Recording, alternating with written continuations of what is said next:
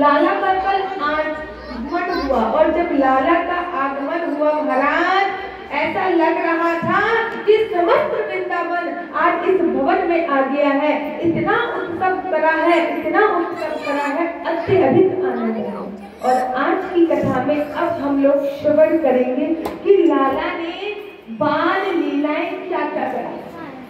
लाला ने क्या क्या बाल लीलाएं, पूरी कथा में जो सबसे सुंदर कथा बोली जाती है, जो सभी मैया के हृदय में बस जाती है, वो पांचवें दिन की कथा, जिसमें लाला की बाल लीलाओं का वर्णन होता है। क्योंकि सभी माता जो गृहस्थ जीवन में है, उनमें कहीं ना कभी एक मातृत्व है ही, उन्होंने कभी न कभी एक संतान को जन्म दिया है। इसलिए जब वो लाला की बाल लीलाओं का श्रवण करती है तो उनको अत्यधिक आनंद की प्राप्ति है, अत्यधिक।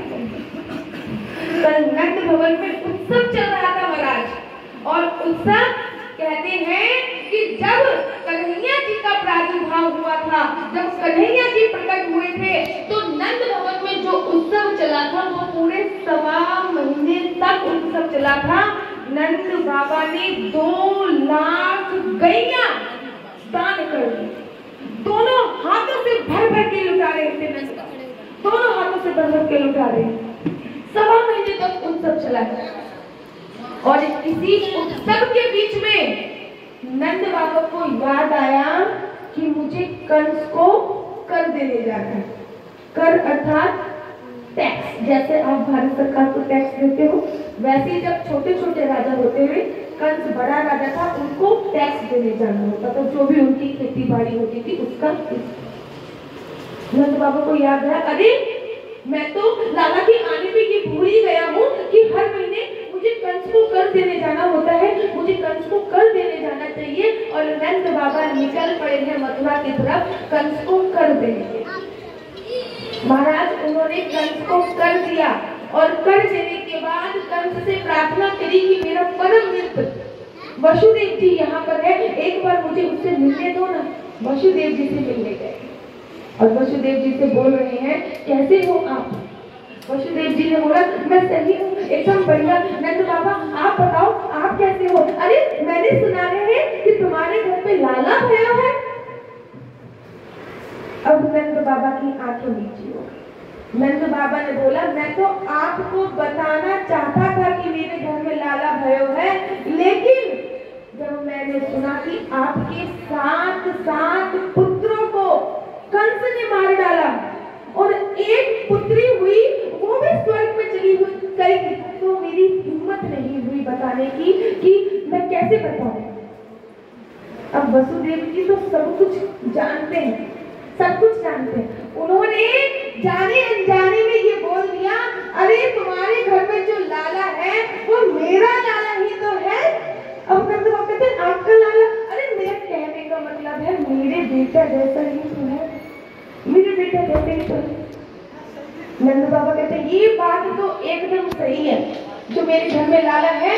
अरे वसुदेव तू कभी ना भेदभाव मत कीजियो, तेरा जब भी मन करे तू मुझे बता दियो, मैं लाला को ले आया करूंगा, तू मिल लिया करियो, कभी भेदभाव मत। मेरा लाला तेरा लाला एक समान है।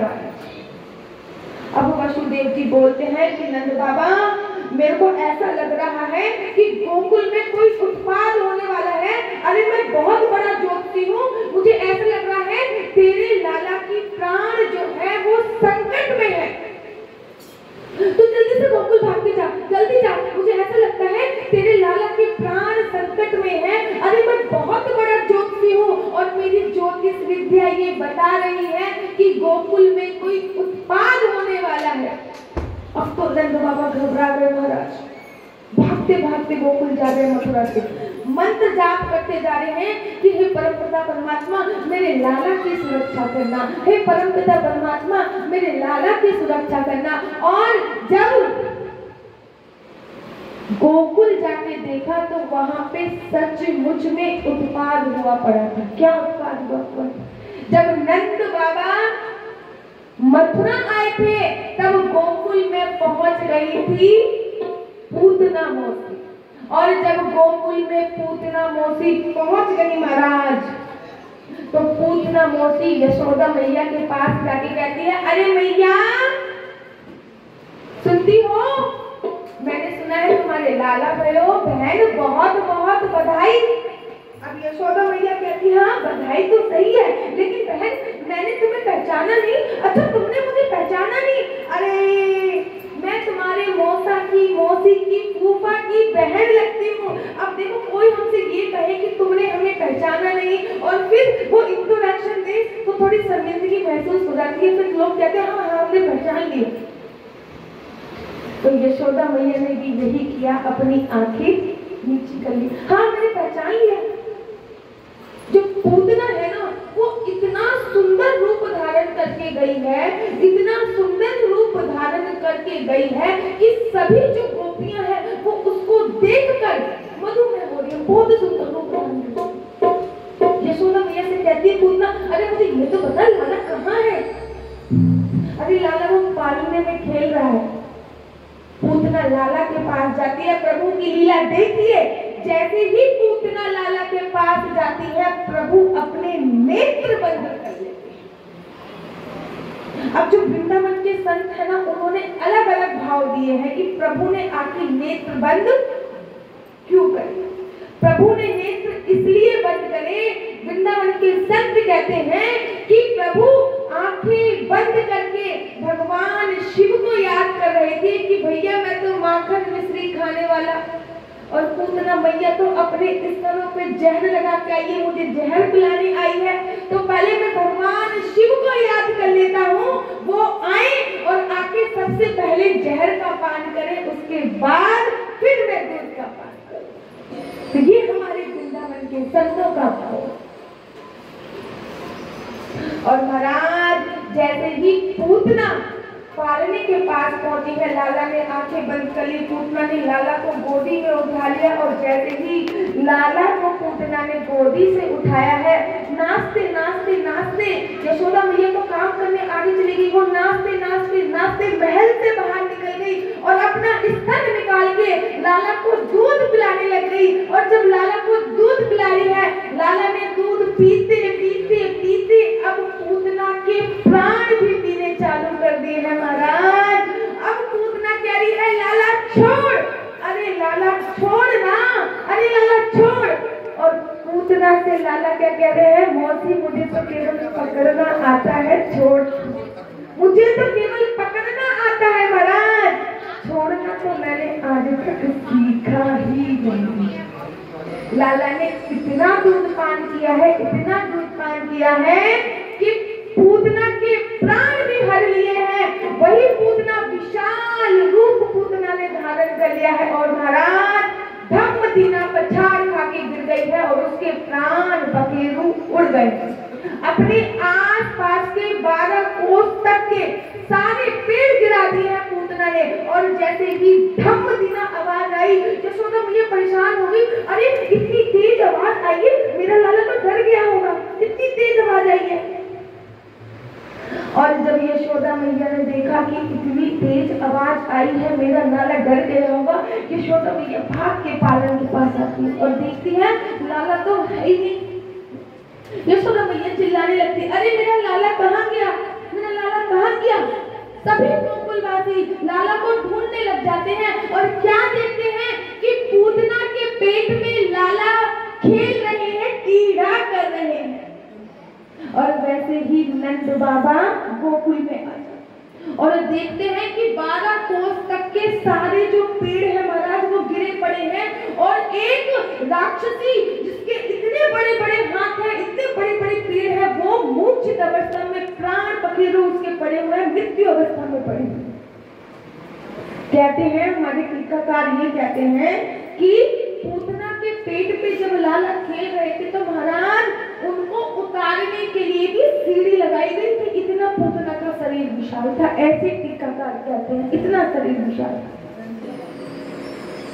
तो लाला को उतारा गया है और जब लाला को उतारा गया है, माता यशोदा ने लाला को गोदी से लगा लिया और दूध पान करा रही है। देखिए जब माता का प्यार ज्यादा आता है अपने बालक के प्रति ये सभी माताएं होंगी यहाँ पे, तो आपको स्वतः ही पता होगा, जैसे ही माता का प्यार ज्यादा आता है, स्तनों में दूध जो है वह स्वतः ही निकल आता है। ये भगवान की लीला है। माता यशोदा के स्तनों में स्वतः ही दूध धारा बह रही है और मेरे लाला दूध पी रहे हैं और कह रही है कि मेरे लाला को कहीं नजर तो नहीं लग गई। तो गोमूत्र से लाला को स्नान कराया है और गोमूत्र से स्नान कराने के बाद गाय की पूंछ से लाला को झाड़ा लगाया। गाय की पूंछ से लाला को झाड़ा लगाया। ये नजर उतारने का सबसे अच्छा तरीका है महाराज। जब भी आपके बच्चों को, आपके व्यापार को, आपको कभी भी नजर लगे तो गाय की पूंछ से झाड़ा लगवाइए। जर्सी पर्सी गाय से नहीं, एकदम देसी गाय की पूंछ से जब आप अपने बच्चे को झाड़ा लगवाओगे तो दुनिया की कोई भी नजर हो, कैसी भी नजर हो, वो 100% उतर जाती है।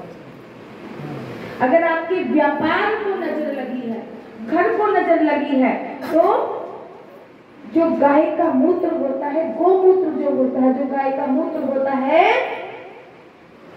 उसका छिड़काव आपको करना चाहिए अपने घर पर।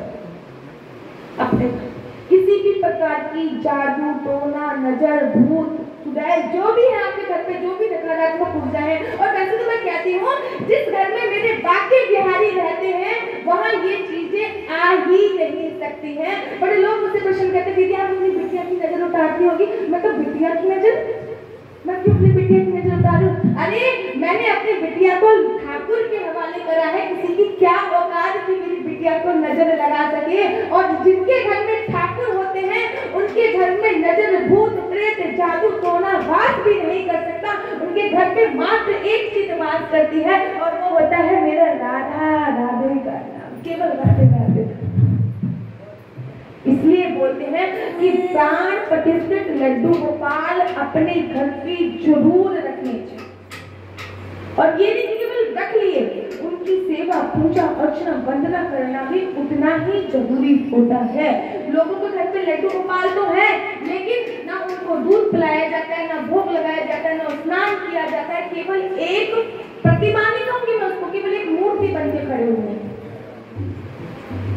जब वैसे अगर सेवा नहीं कर सकते तो लड्डू गोपाल मत लाओ। अगर लड्डू गोपाल लेके आए हो तो आपका ये परम कर्तव्य है कि उनकी विधि विधान से, शास्त्र अनुसार सेवा आपको करनी चाहिए।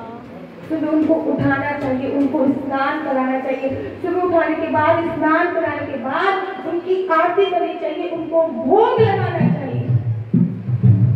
लोग बड़े सारे प्रश्न करते हैं, लेकिन लड्डू गोपाल को कितने बजे उठाना चाहिए?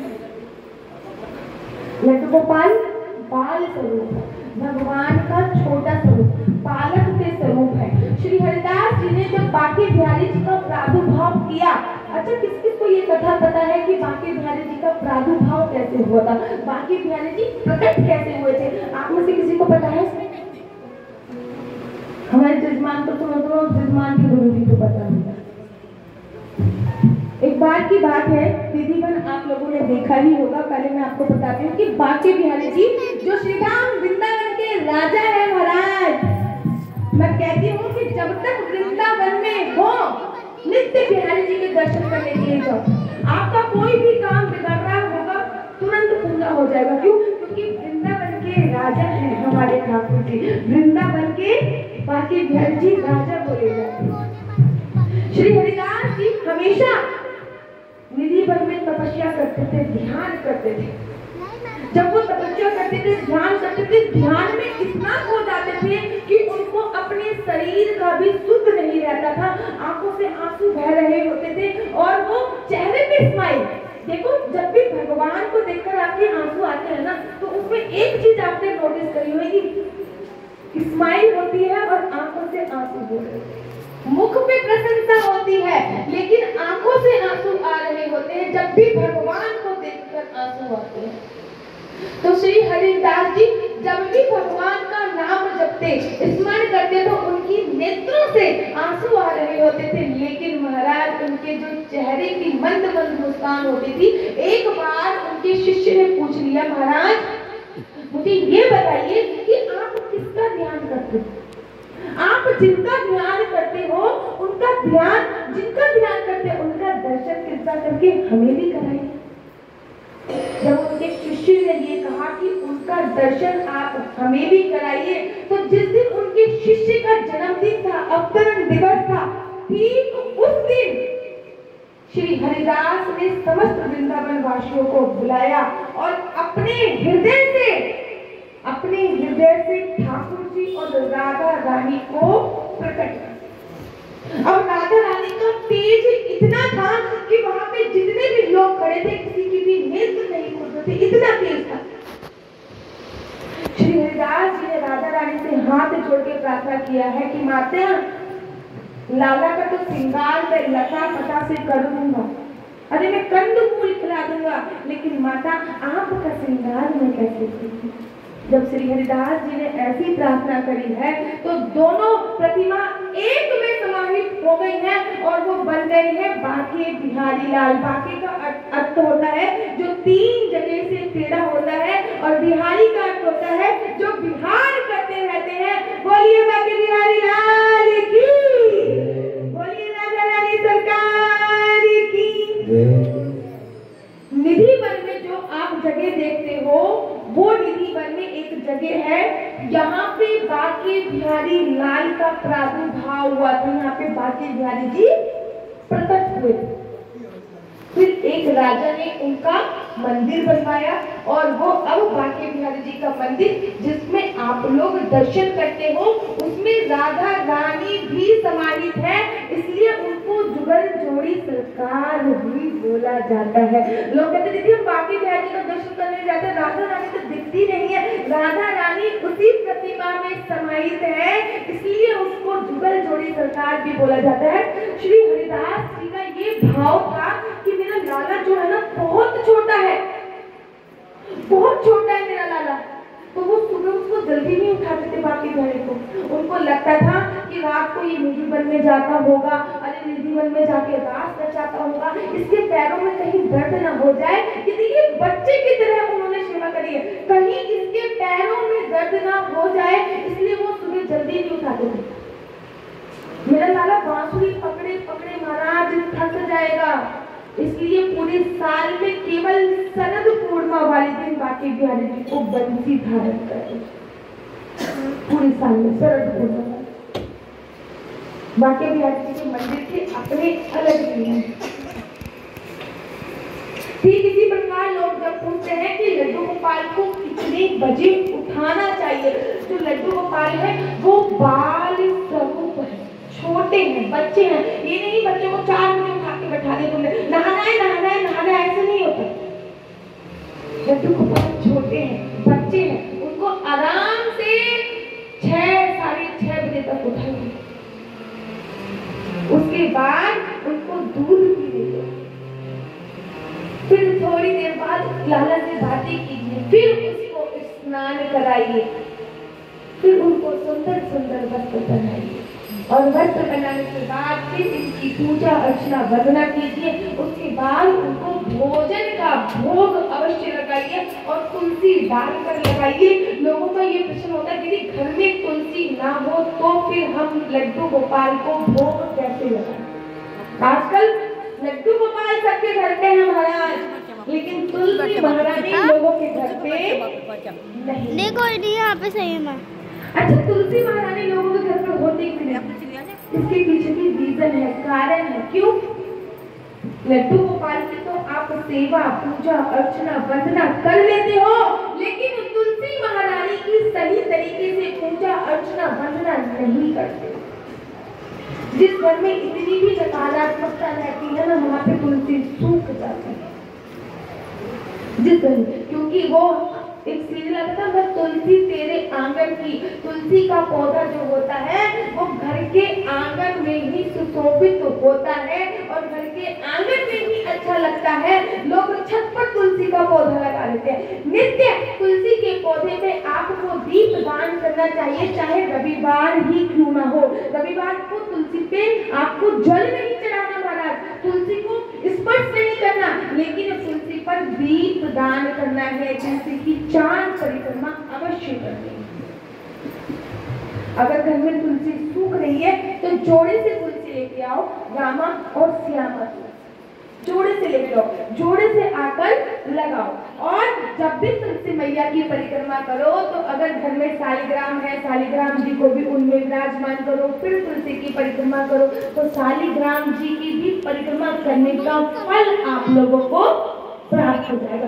अगर शालिग्राम जी नहीं है, देखिए एक पुजारी के घर के, एक हिंदू के घर के, एक सनातन धर्म में उत्पन्न हुए लोगों के घर की ये पहचान होती है। घर में ध्वजा आपके जरूर होनी चाहिए। ध्वजा अर्थात एक झंडा आपकी छत के ऊपर हमेशा लहराता रहना चाहिए। मैंने तो वृंदावन में 50 बार लगाया अपनी छत के ऊपर, बंदर नहीं छोड़ते। वृंदावन में तो बंदर नहीं छोड़ते, लेकिन अगर आप दिल्ली या फिर कहीं और रह रहे हैं तो आपके घर के बाहर जरूर और जरूर एक झंडा होना चाहिए, हनुमान जी का एक झंडा। और अगर आप हिंदू धर्म से ताल्लुक रखते हो तो आपके घर पे तुलसी माता अवश्य होगी। एक झंडा, तुलसी माता, मस्तक पर तिलक, गले में कंठी, घर में शालिग्राम, ये 5 पहचान है एक भक्त की। ये 5 पहचान है। मस्तक पर तिलक लगाने से कभी शर्माना नहीं चाहिए। मैं हमेशा बोलती हूँ, वो लोग टोपी पहनने से नहीं शर्माते, हम मस्तक पर तिलक लगाने से शर्मा जाते हैं। संविधान से लेकर हर जगह तक वो टोपी पहन के चले जाते हैं, हम लोग मस्तक पर तिलक लगा के मेट्रो स्टेशन नहीं जाते। और अगर मेट्रो स्टेशन महाराज चले भी गए तो लोग कहते हैं पंडित जी। और लोग जब तुम्हारा उपहास उड़ाने लग जाए, जब तुम्हें लोग पागल करने लग जाए, अरे ये तो गले में गलती माला पहन के घूम रही है, या फिर घूम रहा है तिलक लगा के घूम रही है, या घूम रहा है, तब आप समझ लेना कि आपकी एक सीढ़ी कभी भी नहीं शर्माना चाहिए आपको मस्तक पे तिलक लगाने से, कभी भी नहीं। हमारी पहचान है ये। हमारे शास्त्रों में लिखा हुआ है कि जिसके गले में कंठी है और मस्तक पर तिलक है, उसकी कभी भी अकाल मृत्यु नहीं हो सकती। अगर गले में कंठी है, लोग मर जाते हैं, उसके बाद बोला जाता है अरे इनके मुंह में थोड़ा सा गंगा जल डाल दो, एक तुलसी का पत्ता डाल दो। मैं कहती हूँ जीते जी गले में कंठी धारण कर लो। आपके मुख में कंठी, आपके मुख में तुलसी डालो या न डालो, अगर जीते जी आपके गले में कंठी है तो स्वर्ग के दरवाजे, वैकुंठ के दरवाजे आपके लिए स्वतः ही खुले रहेंगे। आपको मुख में तुलसी डालने की आवश्यकता नहीं पड़ेगी, तुलसी डालने की आवश्यकता नहीं। इसलिए गले में कंठी डालना बहुत जरूरी है, बहुत जरूरी है। अब जब वृंदावन आए हो और जिन्होंने गले में कंठी नहीं डाली, महाराज एक कंठी जरूर लेके चले जाना गले में। पूरे शरीर में कहीं भी, नाभि से ऊपर वाले हिस्से में, ये नहीं कहती मैं, आप गले में नहीं डाल सकते, हाथ में डाल लो एक थोड़ी सी माला, छोटी सी, लेकिन नाभि के ऊपर हिस्से में ही आपको तुलसी धारण करनी है। नाभि के नीचे वाले हिस्से में तुलसी धारण नहीं होगी। एक बार की मैं आपको बात बताती हूँ। एक बार की बात थी कि एक बार यमराज के जो दूत है महाराज, वो पृथ्वी लोक पर आए। यमराज के दूत जब पृथ्वी लोक पर आए तो उन्होंने कहा कि एक आदमी खड़ा था, उस आदमी ने बोला कि यहाँ तुम साइड हटो, हटो साइड। उसने कहा भाई कौन हो तुम? कहने मैं यमराज के दूत हूँ। हाँ तो हो भी यमराज के दूत, अरे तुम साइड हट जाओ क्योंकि यहाँ से अभी एक बैलगाड़ी आएगी, वो बैलगाड़ी का पैर मुड़ेगा, पहिया निकलेगा और जो बैलगाड़ी चला रहा है वो उसकी जो बैलगाड़ी का पहिया मुड़ेगा और वो बैलगाड़ी से गिरेगा, और जैसे ही वो बैलगाड़ी से गिरेगा महाराज उसके प्राण पखेरु उड़ जाएंगे और हम उसको लेकर चले जाएंगे। अब उस आदमी ने बोला भाई मैंने आज तक किसी को मरते हुए नहीं देखा, ये चीज तो मैं अवश्य देखूंगा, अवश्य देखूंगा। वो आदमी वहीं पे खड़ा हो गया। जैसा यमराज के दूतों ने बताया था, बैलगाड़ी आई, बैलगाड़ी का पहिया टूटा, वो आदमी दूर जाके गिरा, लेकिन फिर भी यमराज के दूध लेके नहीं गए। क्यों? यमराज के दूध खाली हाथ जा रहे हैं। उस आदमी ने बोला, अरे सुनो, जैसा तुमने बताया था सब कुछ वैसा हुआ, लेकिन तुम इसको लेके क्यों नहीं जा रहे हो? तो यमराज के दूत बोलते हैं, हमने जैसा बताया था सब कुछ महाराज हो तो वैसे ही रहा है, लेकिन ये जो व्यक्ति है ये इतनी दूर जाके गिर गया, वहां पे तुलसी का पौधा था और तुलसी का पौधा इससे स्पर्श हो गया। हम हमारी औकात नहीं है जो हम इसको हाथ लगा पाए। भगवान के दूत इसको लेने आएंगे, साक्षात भगवान के दूत उसको लेने आए। ये होती है तुलसी माता की महिमा। इसलिए आपके गले में कंठी अवश्य और अवश्य। हाथ में दर्द हो गई। चलिए गोकुल चलते हैं। यहाँ पे पूतना ने बड़ा उत्पाद मचाया हुआ है। अरे पूतना ने 12 कोस के सारे पेड़ों को गिरा रखा है। और नंद बाबा जब गोकुल पहुंचे हैं, नंद बाबा से बोला गया कि नंद बाबा अब क्या करें? तो नंद बाबा ने कहा है, भैया कोई इसका हाथ काटो, अपने घर से कुल्हाड़ी लेके आओ, आरी लेके आओ, हाथ काटो, पैर काटो। और इसने अपनी चिता के जलाने का इंतजाम तो स्वयं कर दिया है। इतने पेड़ गिराए हैं कि जो भी पेड़ गिराए हैं इसके ऊपर रखो और इसे जला दो। महाराज जब पूतना को जलाया गया, श्रीमद् भागवत महापुराण में आता है कि जब पूतना को जलाया गया तो उसमें से सुगंध आ रही। सुगंध। तभी परीक्षित जी ने सवाल कर दिया सुखदेव मुनि से कि पूतना, पूत का अर्थ होता है कि पूत का अर्थ होता है पवित्र, और ना का अर्थ होता है, पूतना का अर्थ होता है जिसमें कोई भी पवित्रता नहीं है, जिसने अपनी जिंदगी में एक भी अच्छा कार्य ना किया हो।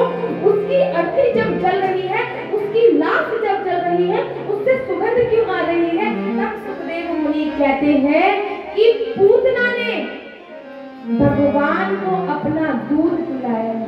लोग राम का नाम लेके तर जाते हैं, केवल नाम लेके तर जाते हैं। और जिस भगवान ने पूतना का दूध पिया है, पूतना को स्पर्श किया है, तो सोचो उसका जो शरीर है, भगवान ने इतना दूध पान किया, इतना दूध पान किया है कि पूतना के सारे नकारात्मक जो गुण है, सारी नकारात्मक जो शक्तियां हैं, अपने उदर में, अपने पेट में भर ली है और पूतना को एकदम पवित्र कर दिया है। इसलिए पूतना के शरीर से सुगंध आ रही है। आप लोग जानते हो भगवान ने मिट्टी भी इसी कारण खाई थी। आगे बताऊंगी, ब्रज की रज इसी कारण खाई थी। क्यों? ये आगे कथा में आएगा कि भगवान ने ब्रज की रज क्यों खाई। बोलिए बांके बिहारी लाल की, बोलिए राधा रानी सरकार की। पूतना के मरने के बाद लाला कुछ बड़ा हुआ है, थोड़ा सा बड़ा हुआ है। देखिए जब भी लाला का प्रादुर्भाव होता है, जब भी लाला जिस भी रूप में प्रकट होते हैं, चाहे वो राम अवतार हुआ हो, चाहे वो कृष्ण अवतार हुआ हो, भगवान शंकर उनके दर्शन करने के लिए अवश्य है। अब भगवान शंकर लाला के दर्शन करने के लिए और एक ज्योतिष का रूप धारण किया है और नाम रखा है शंकरा ज्योतिष। शंकरा ज्योतिष नाम रख दिया है शंकर बाबा ने अपना। और गोकुल पहुंच गए हैं नंद महल पे। और गोकुल पहुंचने के बाद कहते हैं, अरे मैया कोई है? मैया कहती है हाँ, लेकिन मैया ने दरवाजा नहीं खोला, केवल खिड़की खोली। अरे मैया कहती, अरे ये कैसा बाबा है जिसके सांप लटक रहे हैं? बेशक भोले बाबा ने बहुत कोशिश करी है कि मैं बहुत सुंदर बन जाऊं, लेकिन महाराज सांप बिच्छू कहाँ जाएंगे? वो तो उनके आभूषण है, वो तो उनके गहने हैं। जब पूरे संसार ने इनको त्याग दिया, सांपों को, बिच्छुओं को, जब पूरे संसार ने इनको त्याग दिया, तब ये भोले बाबा के पास गए कि महाराज हमको सबने त्याग दिया। और भोले बाबा ने कहा कि जिसको सब त्याग देते हैं उसको मैं अपनाता हूँ। और एक बात बताऊं, एक बार की बात है, एक मैया ऐसी भागवत प्रारंभ हो रही थी। एक मैया एक नोट लेके आई, उन्होंने तिलक लगाया, नोट बहुत ही ज्यादा फटा हुआ सा नोट था। उन्होंने मुझसे कहा दीदी ये लो। अब यहाँ पे दूसरे जजमान खड़े होते, उन्होंने कहा मैया ये फटा हुआ नोट आप दीदी को दे रही हो। मैंने उनसे कहा कोई परेशानी वाली बात नहीं है। जो कहते हैं जिसको सबने त्यागा, उस नोट को सारी दुकानों ने त्याग दिया, वो ठाकुर अपनाएगा। क्योंकि जिसको पूरी दुनिया त्याग देती है उसको ठाकुर ही अपनाता है, उसको भगवान ही अपनाता है। तो भोले बाबा ने कहा है कि ये तो मेरे गहने हैं, इनको मैं नहीं छोड़ सकता। सांप वाप लटका के और बिच्छुओं के कानों में पाके चले गए हैं भगवान के दर्शन करने। दरवाजा बजाया है, माता यशोदा ने खिड़की से खोल के देखा तो माता यशोदा खुद डर गई। भोले बाबा कह रहे मैया लाला के दर्शन करा दो, लाला के दर्शन करा दो। मैया कह रही है मैं 85 साल की, नंद बाबा से 5 साल बड़ी। शास्त्रों में ऐसा वर्णन आया है जो यशोदा मैया थी वो नंद बाबा से 5 साल बड़ी थी। और शास्त्रों में ये भी बोला गया है, ये शास्त्रों का ही कथन है कि जो भी धर्मपत्नी अपने पति से बड़ी होती है वो उनके लिए बहुत ज्यादा भाग्यशाली, बहुत ज्यादा भाग्यशाली। और ये सत्य बात है। अब सभी मैया आपस में डिस्कस कर रही है, मैं भी पूछूं मेरी उम्र कितनी है, बोल भी राधे राधे। और जैसे ही यशोदा मैया ने खिड़की खोल के देखा है बाबा महेश को, मैया कह रही मैं 85 साल की बुढ़िया, जब मैरी डर गई, अरे मेरा लाला तो भी छोटा सा है, उसको तो मैं सांप का चित्र में दिखाती हूँ तब भी डर जाता है। तुम तो साक्षात सांप लपेट के बिच्छू लपेट के आ गए हो महाराज, मैं तो अपना लाला को नहीं दिखाऊंगी। अब भोले बाबा कहते हैं मैया जब तक तुम लाला को नहीं दिखाओगी मेरा भी प्रण है, मैं यहाँ से जाने वाला नहीं हूँ, मैं 12 वर्ष तक यहीं पर चिमटा काट के बैठ जाऊंगा। और मैया कहती है मत जाओ, हमारे नंद महल में ना 15 दरवाजे हैं, हम किसी और से निकल जाएंगे। भोले बाबा कहते हैं मैया मैं दूसरे दरवाजे में भी आ जाऊंगा। तो मैया कहती है तुम 12 साल तक चिमटा काट के बैठोगे, मैं 24 साल तक अपने लाला को बाहर निकालने वाली नहीं हूँ। अरे तुमको देखेगी तो मुझको डर लग रहा है, मेरा लाला नेक्स्ट है, अगर वो देखेगा तो वो डर जाएगा, कांप जाएगा। भोले बाबा कहते भैया तू मान नहीं रही है, मैया कह रही मैं तो नहीं मान रही हूँ। अब भोले बाबा आगे चले जाते, थोड़ा सा आगे जाके कदम वृक्ष होता है, भोले बाबा उसी के नीचे बैठ जाते हैं। और जब लाला को पता चला कि भोले बाबा ने दर्शन नहीं करे तो लाला ने रुदन करना प्रारंभ कर दिया, रोना चालू कर दिया। और बच्चा जब रोना चालू कर दे तो माँ हार के सब कुछ करती है कि भाई जो ये भी नहीं मानते ना कि नजर क्या होती है, ये क्या होता है। अब जब बच्चा रोना चालू कर दे तो फिर माँ भाई नजर भी लेके मिर्ची लेके घूमती है, मेरे लाले की कुछ तो नजर उतरे। अब लाला ने जोर जोर से रोना चालू कर दिया। अब मैया ने स्तनपान कराया है, लाला दूध नहीं पी रहा है, मैया ने गैया का नजर उतारी, लाला तब भी नहीं रो रहा है। मैया ने अनेकों गोपियों को बुला लिया है, लाला को खिला रहे हैं, लेकिन लाला का रुदन शांत नहीं हो रहा है महाराज। लाला रोए जा रहे। अब यशोदा मैया से एक गोपी ने कहा अरे मैया मुझे ये बता लाला को हुआ क्या है। मैया परेशान हो गई, मुझे नहीं पता लाला को क्या हुआ है, सुबह से ये रुदन कर रहा है जब से वो बाबा आया था। और जैसे ही मैया ने ये बोला है कि जब से वो बाबा आया था, गोपी ने कहा कौन सा बाबा?